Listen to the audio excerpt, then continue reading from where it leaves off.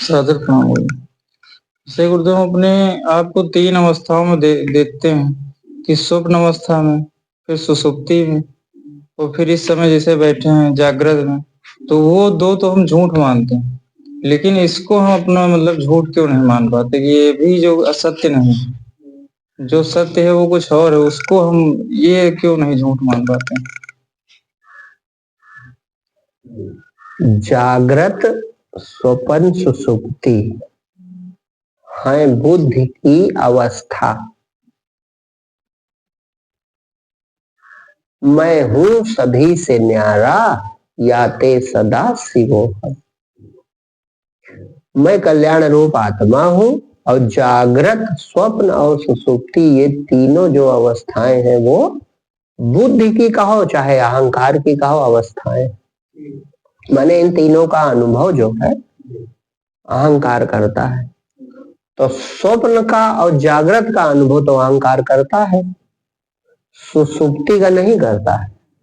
लेकिन जब फिर जागृत में आता है तो वहां हमारी उपस्थिति थी, ये वो अनुभव करता है। बड़े आनंद से हम रहे, बड़े आनंद से सोए, लेकिन उस समय कुछ होश हमको नहीं था, ये कहता है।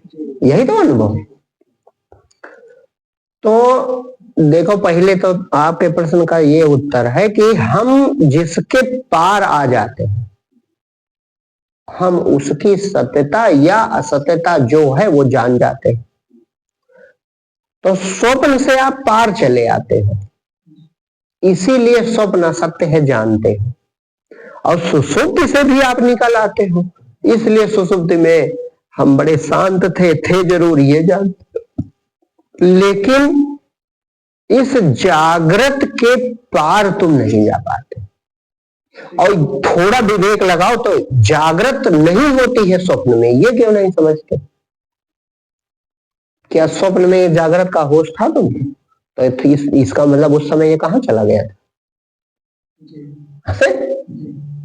विवेक लगाना चाहिए कि नहीं लगाना चाहिए? या फिर जब गहरी सुसुप्ति थी तब तो तुम्हें शरीर, संसार और अहंकार तीनों चीजों का होश नहीं था। तो ये चीजें कहां चली जाती हैं? ये चीजें कहां चली जाती हैं? अगर ये सत्य होती तो वहां भी होती। अब तुम्हारा अहंकार भी सत्य नहीं है, इसलिए अहंकार केवल दो अवस्थाओं में है, जागृत में अहंकार है और स्वप्न में है, लेकिन सुसुप्ति में नहीं। अब थोड़ा और सोचो, बुद्धि से विचार करो। लिखा है जो तिहुकाल एक रस रहाई। परमात्मा की परिभाषा है कि वो हमेशा एक रस बना रहता। तो जागृत में अहंकार है, स्वप्न में अहंकार है, लेकिन सुसुप्ति में अहंकार सो गया, सुप्त हो गया। लेकिन तुम हो, समझो बानो हो। इस सूक्ष्म बुद्धि से अपने को पकड़ो कि कौन जागकर कहता है कि मुझे कुछ होश नहीं रहा। कहती तो वाणी है, बोलती तो बुद्धि है, कहने वाला तो अहंकार है। लेकिन अहंकार जब वहां सो गया था तो कौन था? तो जो था वो तुम हो, तुम उससे जो हो अनभिज्ञ हो तुम ही। वो जो दशा है जो सुसुप्ति में होनापन है, वैसा ही होनापन स्वप्न में भी है और वैसा ही होनापन जागृत में भी है। लेकिन उससे परिचय तुमको इसलिए नहीं मिल रहा है क्योंकि तुम विचारों में उलझे। पहला विचार शरीर को देखकर मैं का उठा और फिर तमाम विचार उठे। तो पहला विचार अहंकार है और बाद वाले विचार मन है। ये उस दिन बताया है, मन, चित्त, बुद्धि, अहंकार ये अलग अलग नहीं है। तो तुम रहो, कोई विचार ना करो। स्वप्न की ही तरह यह शरीर भी मिथ्या है, यह मानकर, इस बात पे श्रद्धा करके। क्यों? क्योंकि स्वप्न में तो ये शरीर नहीं रहता, और इस शरीर में स्वप्न वाला शरीर नहीं, सुषुप्ति में दोनों शरीर नहीं, लेकिन जो तीनों अवस्थाओं में है वो तुम हो। कि तुम बदल जाते हो तीनों जगह शरीर बदल जाते। जागृत का शरीर स्वप्न में नहीं जाता, स्वप्न का शरीर जागृत में नहीं आता, और सुषुप्ति में दोनों शरीर नहीं होते। तो शरीर तो मिट जाते हैं, इंद्रियां तो मिट जाती हैं, यहां तक कि सुषुप्ति में अहंकार भी शांत हो जाता है, लेकिन तुम तो रहते हो। है समझ में तो आ रहा? तो इस होनेपन में जागृत में टिको, इसी समय इस अपने होनेपन में तुम तो रहोगे ही, बस चुप हो जाओ।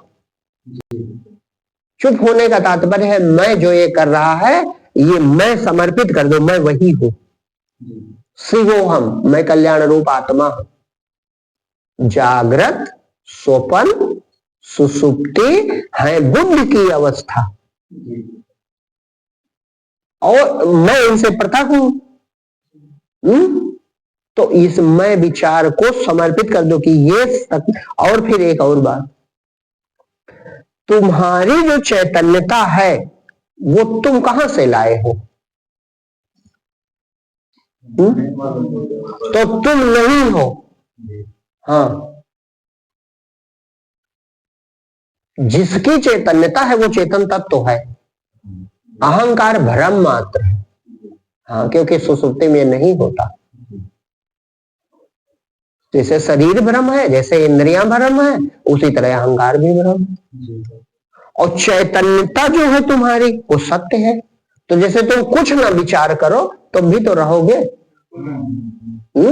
बस उसी होनेपन में अपने टिके रहो, यही अभ्यास है। निरंतर अभ्यास से तो वह प्रकट हो जाएगा। प्रकट वो है, समझो बात को, इस हृदय में, इस संसार में, इस शरीर में वो नहीं प्रकट होगा, उसमें ये सब है। तो जब तुम्हारा अहंकार यानी विचार बिल्कुल शांत हो जाएगा सुसुप्ति की तरह, बस अपना स्वरूप वही आपका होनापन प्रकट हो जाएगा। और एको बार हो जाए, बस पहली मुलाकात आत्म साक्षात्कार है। तब न जगत बचेगा न शरीर बचेगा, केवल अपना दिव्य चैतन्य सच्चिदानंद स्वरूप बच जाता। इतना सरल है, तनिक भी कठिन नहीं। न उसे प्रकट करना है न उसे प्राप्त करना है, बस अपने जो नहीं है उसे हटा देना। जो मिथ्या है, जैसे सांप रस्सी की जगह दिख रहा है, तो जब दिख रहा है तब भी सांप नहीं, और जब मिट जाएगा तब भी सांप नहीं है, और जब दिख रहा है तब भी रस्सी है, और जब सांप के वजह से नहीं दिख रही है तब भी रस्सी है। तो इस समय भी परमात्मा है, स्वप्न में भी परमात्मा है, सुसुप्ति में भी परमात्मा है, और समाधि में भी परमात्मा। लेकिन समाधि में या तुरीय अवस्था में क्या होगा कि वहां शुद्ध विशुद्ध आत्मा होगी, वो अपने आप को देख रही है। वही सदगुरु का पद है। सदगुरु की महिमा अनंत, अनंत किया उपकार, लोचन अनंत उघाड़िया, अनंत दिखावा रहा। वो अनंत तत्व तो अपने आप को देख रहा, जगमग ज्योति अद्भुत सच्चिदानंद स्वरूप। ना आनंद की जरूरत, ना सुख की जरूरत, ना जीवन की, वही जीवन है, वही सत्य है, वही चैतन्य है, वही आनंद है। तो तुम्हारा हमारा सबका जीव जब निहाल हो जाता वहां पहुंच के, उस रूप को देखा नहीं, बस निहाल, वही है जीव पावनी जो सहज स्वरूप है, वो हमारा सहज स्वरूप है। हाँ, बस निहाल हो गया, समझो भगवत प्राप्ति हो गई, भगवत मिलन हो गया, कल्याण हो गया। तो मिथ्या तब मान जाओगे इसको। तुम्हारा उत्तर ये है कि जब वो वहां पहुंच जाओगे बस जान जाओगे ये जगत और शरीर भी मिथ्या है। वहां पर बिना इसको मिथ्या माने पहुंच तो नहीं, अपने को मिथ्या मानो। तुम, हम कहते शरीर रहेगा तो क्या हुआ? तुम जब थक जाते हो, सुसुप्ति में जाते हो, तो क्या शरीर मिटाने का प्रयास करते हो? बस केवल आंख मिट जा रहे, चलो अब आराम करना है। बस इसी तरह यहाँ भी विश्राम करना है, ऐसा भाव रखो विश्राम करना है, कुछ नहीं। ये मिट ही जाएगा, जो चीज है नहीं वो मिट जाएगी। ये स्वप्न में मिट जाए, ये सुसुप्ति में मिट जाए, ये समाधि में मिट जाए, तीनों जगह मिट जाती। हाँ, जो मिटाएंगे तो बन जाए। मिटाना माने तुम्हारा विचार बन गया, तब विचार बन गया तो जागृत बने रहोगे, जागते रहोगे, मतलब इसी जागृत अवस्था में स्वप्न पुरुष बना रहेगा। तो बिल्कुल कोई विचार ना करो, बस अपने में शांत हो जाओ, हूं मैं तो हूं, बात खत्म, जो है सो है। या मैं हूं तो हूं, बात खत्म, हूं तो जरूर, बस शांत रहो। तो यही, चाहे इसे निर्विचार कहो, चाहे इसे निष्काम दशा कहो, कुछ भी कहो, मतलब अहंकार ना बने। तो जब वो प्रकट होता है, खूब समझ लो, जब अपना स्वरूप स्वयं को देखना आरंभ कर देता है, उस अवस्था में न शरीर होता है, न संसार होता है, अद्भुत सच्चिदानंद अपना दिव्य स्वरूप होता है। तब सिद्ध हो जाता है कि ये जागृत जगत भी मिथ्या है। अब चूंकि फिर ये शरीर इसी में रहता है, इसलिए स्वप्न की तरह नहीं होता, इसीलिए कोई जान नहीं पाता रहा। स्वप्न से जागा तो दोबारा कहां जाता है, लेकिन इसमें फिर ज्ञानी जन इसी शरीर में बात करते हैं, तो ये उससे अलग है, थोड़ा विशेष है। समाधि अवस्था में उसे का बोध होगा, और जब उससे उतरोगे तब भी ज्ञानी की नजर में नहीं होता, वो जानता है सब मैं हूं। अज्ञानी उसको देखते हैं कि ये तो हमारी तरह खाते पीते चलते बोलते हैं। तो भगवान गीता में समझाते हैं, अर्जुन पूछते नहीं कि आपको जो आपका जो भक्त है स्थित प्रज्ञ, वो कैसे खाता, कैसे बोलता, कैसे चलता, कैसे रहता है? तो भगवान कहते हैं कि वो खाकर नहीं खाता, वो बोलकर नहीं बोलता। काहे? उसे बोध होता है कि मैं शरीर नहीं।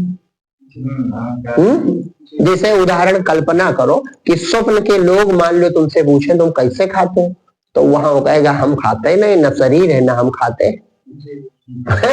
बस हाँ, बस इसी तरह है, शरीर को देखकर हमारे प्रश्न उत्तर उठते हैं, तो वो उसके लिए फिर सब कुछ हम ही है, ये सब कुछ ब्रह्म है। जैसे नहीं अनन्यास चिंतयते इमाम, अनन्य भाव उसका पैदा हो जाता है। हाँ, ईश्वर के अतिरिक्त कुछ नहीं है, या हमारी आत्मा के अतिरिक्त कुछ नहीं है, या मेरे अतिरिक्त कुछ नहीं, क्योंकि ईश्वर के अतिरिक्त कुछ नहीं कहने वाला तो अलग चाहिए। तो ये अहंकार को मिटाओ, ये निडरता लाओ। ये अहंकार डरता है कि मैं कैसे ये भाषा बोलूं। हाँ, पूर्ण ज्ञानी के अहंकार कोई नहीं होता, तब वो भगवत स्वरूप माने आत्म भाव से उनकी भाषा निकलती।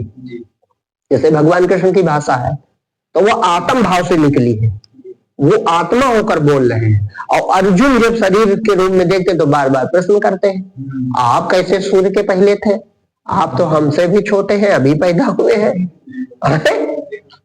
तो ये क्या है? समझने वाला शरीर दृष्टि से सुन रहा है और बोलने वाला आत्म दृष्टि से बोल रहा है। तो आत्म दृष्टि पैदा करो, इसे धारण करना पड़ता है साहस करके, नहीं तो कल्याण नहीं होगा। तुम अलग बने रहोगे, और बने रहोगे तो सत्य वो इतना बड़ा जादूगर है कि उसमें समा जाओ, वो अकेले रहता है। हाँ, वो अपना दूसरा कभी पैदा नहीं होने दिया आज तक। हाँ, क्या लिखा है? जी सृष्टि उपाय त्रिविध बनाई, यही मृदु मध्यम संवेग तीव्र, जय सृष्टि उपाय त्रिविध बनाई, लेकिन संग सहाय न दूजा, वो सहायता किसी से नहीं लेता, वो अकेले रहता है। तो अकेले उसे रहने दो, अपना मैं उसमें डुबा दो, बस तुम्हें बोध हो जाए। ईश्वर होकर ईश्वर को जाना जाता है, ब्रह्म होकर ब्रह्म का अनुभव होता है। अब कोई सोचे हम बने रहे और भगवत दर्शन कर रहे हैं, जैसे अभी जब नरेंद्र आए तो शुरुआत में बताए, तो कोई भाव इनका बना होगा, कुछ शांति मिली होगी, वो हम नहीं कह रहे, लेकिन हंसी उस बात पे आई कि मैं बना है तभी तो कुछ देख रहा। और वो जो अवस्था है वहां पर अलग से भक्त नहीं देखता है, अलग से परमात्मा का अनुभव नहीं करता है, अलग रह करके वो चेतना को नहीं देखता है, अपितु चेतना हो जाता है। वो आनंद का अनुभव नहीं करता, अपितु वो स्वयं आनंद हो जाता है। वो ज्ञान का अनुभव नहीं करता, अपितु वो स्वयं ज्ञान स्वरूप हो जाता है। हाँ, वो ब्रह्म होकर ब्रह्म जानता है। तो ये बात समझो, तुम्हारा मैं अपने डुबा लो, बस आपको ही समझे, आपको मारो, आप में आप समानी मछरिया हुई गए पानी पानी। आप ही समझी, पहले बुद्धि से आप खुद ही समझा और आपको मारो, स्वयं को फिर विचार से नष्ट किया। आप में आप समानी, ये मन रूपी मछली चेतना रूपी महासागर में शांत हो गई। तब मछलियां हुई है पानी, पानी में पनिए पानी बचा, मछली बची ही नहीं। हाँ, मन अहंकार बचा ही नहीं, बस परमात्मा बचा। तब अद्भुत बोध होता है, तभी बल मिलेगा। नहीं तो सब डरते रहे ना, निर्भीक नहीं हो पाओगे। तुम्हारा मृत्यु का डर बना रहेगा, शरीर वाले सारे डर बने रहेंगे। और वो पूर्ण रूप से असिद्धि आत्मा अपने को जानकर, निराकार चेतना सच्चिदानंद जानकर और पूर्ण बलवान हो जाता है। हाँ, पूर्ण सच्चिदानंद रूप जानकर बलवान हो जाता है कि नहीं, मृत्यु कैसे हो सकती है? शरीर जन्मा, शरीर मरेगा, हमारा जन्मे कभी नहीं हो सकता, न हमारी मृत्यु हो सकती है। न जायते मृते वा कदाचन, कदाचन कदापि नहीं, बिल्कुल नहीं है। मतलब कदापि नहीं का मतलब क्या होता कि बिल्कुल इसमें कोई शंका ना करो। न जायते मृते वा कदाचन, कदापि मेरा जन्म मृत्यु नहीं। तो ये तुमको बोध हो जाएगा जब मैं मिट जाएगा। मैं ही सब डर है, मैं का सब डर है, मैं की सब पीड़ा है, मैं का सब संकट है, मैं खत्म सब खत्म। मैं खत्म, दुनिया खत्म, मैं खत्म, शरीर खत्म। तब परमात्मा स्वरूप परमात्मा हो जाओगे, तब परमात्मा को जान जाओगे। तब वह दशा, तब निर्भय पद मिलता है, तब अजर अमर अविनाशी पद मिलता है। तो बाद में फिर मान लो जागृत अवस्था है, शरीर फिर तुम्हारा बना, लेकिन अब वो सब कुछ है ये जाना करता है। एकता में उसकी दृष्टि रहती है, वही वो अलग ज्ञान खुल जाता है। अनन्यास चिंतयतो एमा, वहां तो चिंतन करने को लिखा है भगवान ने, लेकिन वो हो ही ऐसा जाता है कि सब कुछ जो है वो परमात्मा है, दूसरी कोई वस्तु नहीं है। वो कहा है वासुदेवा सर्वमिति सा महात्मा सुदुर्लभ। हाँ, वो दशा प्राप्त। बहु नाम जन्मनावन्ते ज्ञानवानाम प्रपद्यते वासुदेवा सर्वमिति सा महात्मा सुदुर्लभा। लिखा है, ये साधारण भी नहीं है, लिखा है बहु नाम जन्मनावन्ते, बहुत से जन्मों का वो अंतिम जन्म होता है। जब ज्ञानवान, मतलब इस विशुद्ध ज्ञान की प्रतिष्ठा व्यक्ति को प्राप्त होती। हाँ, वासुदेवा सर्वमिति, सब कुछ भगवान वासुदेव है, माने ये सब भगवान का विग्रह मात्र है। ये ब्रह्मांड जो है ये ब्रह्म ही है। ऐसा महात्मा लिखा, धरती दुर्लभ है। हाँ, साधारण भी नहीं है ये बात। हाँ, बहुत बड़ा संस्कार होगा तो इस ज्ञान में निष्ठा होगी। ज्ञान प्राप्ति तो बाद में होगी, तब ये ज्ञान तुम्हें सत्य लगेगा, अन्यथा लोग इसे कपोल कल्पना मानते हैं। अब ये बुद्धि नहीं आती कि जैसे अभी एक उदाहरण बढ़िया आया था कि एक मोबाइल से दूसरे मोबाइल में चित्र और संगीत और सब भेज रहे हो, तो आंख से तो क्या दिखता है तुमको भेजते हुए? हाँ, या वातावरण में जो नेटवर्क है का दिखता है, लेकिन काम करता है जब भौतिक रूप से, तो तुम कहते हो हाय जरूर, इसका मतलब वैज्ञानिक लोगों का काम ठीक। तो जब ये भौतिक अनुभव तुम नहीं पकड़ पाते, तो इसका जो निर्माता यानी जीव है, चेतना, उसे कैसे जान पाओगे? और ये जब न दिखते हुए है तो तुम कैसे नकार सकते हो कि वो नहीं है? ये तो मूर्खता, अपना अज्ञान है। निज अज्ञान आन पर धरे, जानते हम नहीं और नकार देते हैं कहीं कुछ नहीं। अब एको तारा नहीं दिखता इस समय, दिन है, सूरज निकला, तो क्या कहोगे तारे एको नहीं? हम देखबे तब मनबे। ये तो मूढ़ों की भाषा है कि नहीं? या हमने तारा छोटे देखा तो हम छोटे मानेंगे।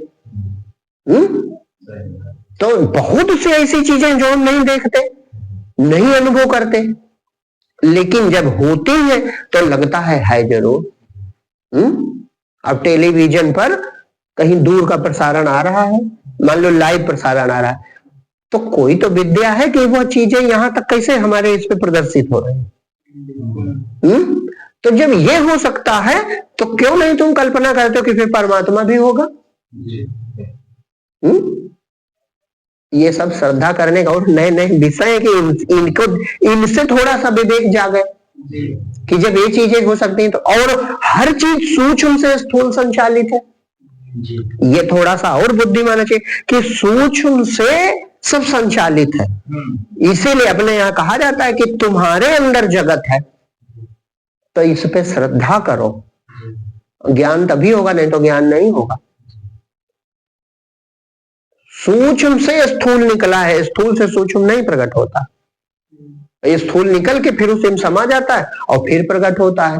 वो आत्मा सूक्ष्माति सूक्ष्म है, उसके सामने यह है आकाश हिमालय के समान भारी है, ये लिखा योग वशिष्ठ में।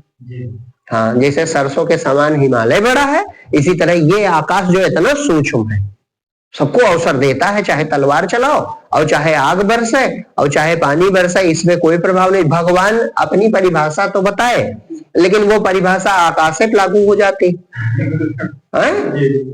नैनम छिंदन शस्त्राण, तलवार से आकाश भी नहीं कटेगा। नैनम दहति पाव का, इसमें भी आग जलाओ, 100 साल आग जलाओ, जैसे शांत करो जस का तस, आकाश का कुछ नहीं बिगड़ता। इसे हवा उड़ा के कहीं नहीं ले जा सकती। तो जब इस भूताकाश पे भगवान के गुण लागू है, यानी वो वाणी का विषय ही नहीं था, उसे बता ना पाते तो कुछ कमतर ही रह जाता है जब वाणी बोलती है तो। वो अनिर्वचनीय है, अकथनीय है। तो पहले तो श्रद्धा होनी चाहिए, और श्रद्धा का सबसे बड़ा प्रमाण हमारा होनापन है। यहाँ टिको मूल बिंदु पे, मैं हूं ये तो सत्य ही है। और मैं जागृत स्वप्न सुसुप्ति में शरीर बदल जाते हैं हमारे, एक अवस्था में शरीर होता ही नहीं और एक अवस्था में दूसरा शरीर होता है। तो ऐसी दशा में संशय उत्पन्न होना चाहिए, इसका मतलब मैं शरीर नहीं, कुछ अलग हूं, लेकिन मैं हूं इसमें तनिक भी संशय नहीं। तो बस मैं हूं पर टिके रहना है आपको। मैं शरीर नहीं हूं लेकिन मैं हूं, बस तो बोध हो जाएगा। आधार में स्थिर रहोगे, जहां से मैं उठता है उस मैं में जब स्थिर रहोगे, बस अपना स्वरूप स्वतः प्रकाशित होने लगता है। क्यों? क्योंकि जब निर्विचार होते बस जगत मिटने लगता है, शरीर मिटने लगता है, जैसे सुषुप्ति मिट जाता है। तो जब मिटने लगता है तो बस वह समाधि खुलने लगती है, माने अपना स्वरूप, वो चेतना जो है वो प्रकाशित होने लगती है, वो खुद को देख रही है। तो हमारी आदतें है देखने की, तो हम सोचते हैं हम देख रहे हैं। तो शुरुआत में यही होता है, अरे हमने ये देखा, और ये होश नहीं कि जब आंख बंद थी तो हमने कहाँ देखा, वो स्वयं प्रकाश था, और हम भ्रम में पड़ गए कि हमने देखा, बस हम फिर फंस गए। हम आंख से देखते हैं भाई, हम तो देखते हैं आंख से, आंखें थी बंद, तो वो दिव्य चेतना किसने देखी? तो वो स्वयं को देख रहा था। अब तुम बन गए बाद में अहंकार, अरे हमने, हमारे हृदय, तुम्हारा वहां हृदय है वो, और जैसे वो चमका, जैसे डॉक्टर साहब का पूछे हमने देखा, अब बड़े मगन है, और ये नहीं सोचे कि जो ये हमने देखा इसी ने उसे दूर कर दिया, नहीं आज हो सकता पूर्ण हो जाते। जैसे वो झलक खुली, बस अहंकार चकित, अरे ये क्या हो रहा, फिर बना अहंकार। वो शांत तो था, मरा तो था नहीं, बस उठ के बैठ गया, अरे ये क्या हो रहा, बस वो गायब हो गया। अब झलक तो मिली जरा सा, लेकिन चकित अहंकार अब ये समझ नहीं पा रहा कि वो खुदे था। तो ये धीरे धीरे समझते समझते समझेगा, इसी में समय लगता, लेकिन चलो कम से कम कुछ समझ तो कोई रहा है। ये जो ज्ञान आप लोग सुन या मान रहे हो, यह भी बहुत बड़ी बात है, नहीं तो लोग इस ज्ञान को झूठा मानते। झूठा काहे मानते हैं? क्योंकि सूक्ष्म बुद्धि नहीं है। हाँ, उनको यह भी होता नहीं कि तमाम, आजकल तो विज्ञान की वजह से तमाम चीजें सिद्ध हैं कि जो सूक्ष्म में हम नहीं पकड़ पाते हैं हमारे इर्द गिर्द। भाई हाँ, एक मोबाइल से दूसरे मोबाइल में तुम कोई चीज भेज रहे हो, तो जब भेज रहे हो तो सूक्ष्म रूप से कुछ है, तो अत्यंत सूक्ष्म होने के कारण वे तरंगे हम किसी इंद्रिय से नहीं पकड़ रहे। तो जब वो चीज है तो फिर इनको जलाने वाले जो तुम हो, तुम्हारी चेतना जिसने ये सब बनाया, वो तो इससे अधिक सूक्ष्म होनी ही चाहिए, नहीं होनी चाहिए। और फिर उसको जिसने बनाया, सोचो, इसको जिसने बनाया वो तो बुद्धि है, तो बुद्धि इससे सूक्ष्म है। और फिर जो अनंत बुद्धियां बनाता है, और अनंत बुद्धियां जिससे प्रकटती है लय हो जाए, वो कितना सूक्ष्म होगा। हैं? भौतिक नहीं पकड़ पा रहे, भौतिक छोड़ो, बुद्धि को नहीं पकड़ पा रहे हैं। जब ये चीज, हाँ सही कर, पहले तो भौतिक ही नहीं पकड़ पाई, बुद्धि, मूढ़ों की बुद्धि नहीं पकड़ पाती। ये होश नहीं आता कि ये बुद्धि से ही निकला है, तो बुद्धि से बड़ा कैसे हो जाएगा? जितना जगत का विज्ञान है सब बुद्धि से निकलता है। बुद्धि कौन है? परमात्मा की शक्ति जो सब शरीरों में होती है। तो बुद्धि से निकली चीज इतनी सूक्ष्म है, तो फिर बुद्धि कितनी सूक्ष्म होगी? और फिर वो कितना सूक्ष्म होगा जिससे असंख्य बुद्धियां प्रकटती हैं और लय हो जाती हैं। कहते हैं बुद्धिमानों की बुद्धिमान, बुद्धि दाता है, वो बुद्धि का सागर है। वो सारी बुद्धियां यानी अहंकार सब उससे प्रकटते हैं, उसी में लय हो जाते हैं। बुद्धि कोई बाहर से खरीदता है? अनुभव सब अंदर ही प्रकट होते हैं। जिस समय तुम शांत हो जाते हो तो बहुत कुछ तुम्हारे अंदर प्रकट हो सकता है। परमात्मा पहले अचानक नहीं प्रकट होगा, परमात्मा से पहले भी बहुत कुछ उसके सतोगुणी माया तुमको अनुभव में आ सकती है। इसमें कोई चमत्कार या आश्चर्य नहीं है। जो बड़ी बड़ी सिद्धियां होती हैं वो इसी निधिध्यासन से पहले ही हो जाती। हाँ, वही ध्यान अवस्था माने शुद्ध ध्यान के पहले सब होता। तो इसलिए ये विषय बदल जाएगा, लेकिन ये श्रद्धा के लिए कि श्रद्धा करो कि कुछ है। सबके बड़े प्रमाण तुम खुद हो कि तुम हो निराकार चेतन। बस अपने आधार में शांत हो, धीरे धीरे धीरे धीरे भगवत कृपा मिलेगी।